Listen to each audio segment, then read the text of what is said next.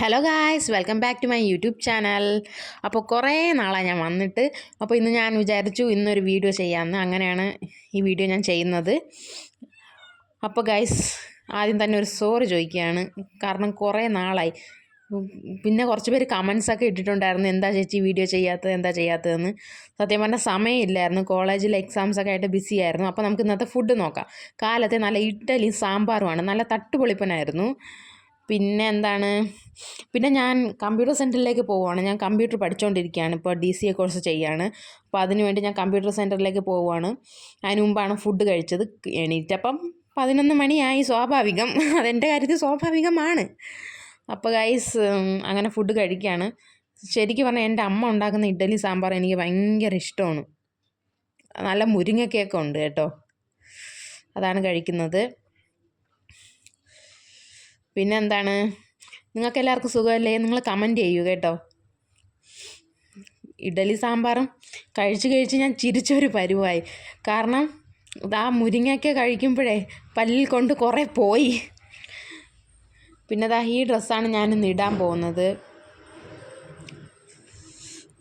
ഇത് പഴയ ഡ്രസ്സ് തന്നെയാണ്. ഇത് ഞാനും എൻ്റെ അച്ഛനും കൂടെ പോയി വാങ്ങിച്ചതാണ്.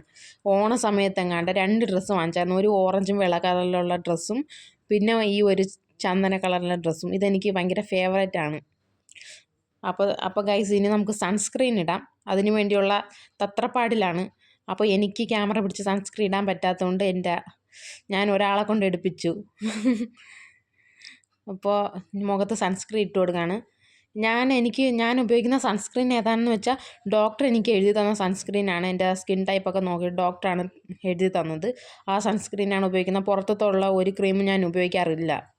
കാരണം ഉപയോഗിച്ചാലും എനിക്ക് അലർജി പോലെയൊക്കെ വരുന്നുണ്ട്. അതുകൊണ്ടാണ് ഞാൻ ഡോക്ടറിനെ തന്നെ പോയി കണ്ടിട്ട് വാങ്ങിച്ചത്. അതായിരിക്കും കുറച്ചുകൂടെ ബെറ്റർ എന്ന് തോന്നുന്നു.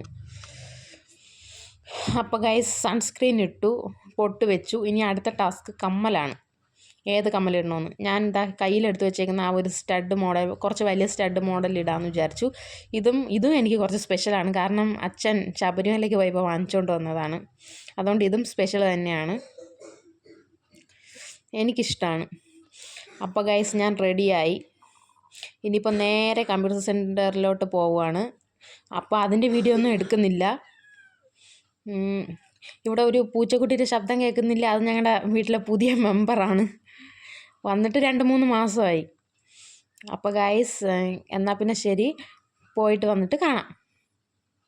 അപ്പോൾ ഗൈസ്, ഉച്ച സമയമായപ്പോൾ ഫുഡിൻ്റെ കാര്യത്തിൽ ഞാൻ ഒരു വിട്ടുവീഴ്ചയില്ല. അതുകൊണ്ട് ഫുഡ് സമയത്ത് കൃത്യമായിട്ട് വീട്ടിലെത്തിയിട്ടുണ്ട്. നല്ല സാമ്പാർ, മീൻ പൊരിച്ചത്, ചീരത്തോരൻ എല്ലാം ഉണ്ടായിരുന്നു. പിന്നെ ഇത് നമ്മുടെ കരിമീനുണ്ടല്ലോ, കരിമീൻ്റെ കറിയാണ്. പിന്നെ അതും കഴിച്ച് കാണിക്കുന്ന വീഡിയോയും ഉണ്ട്.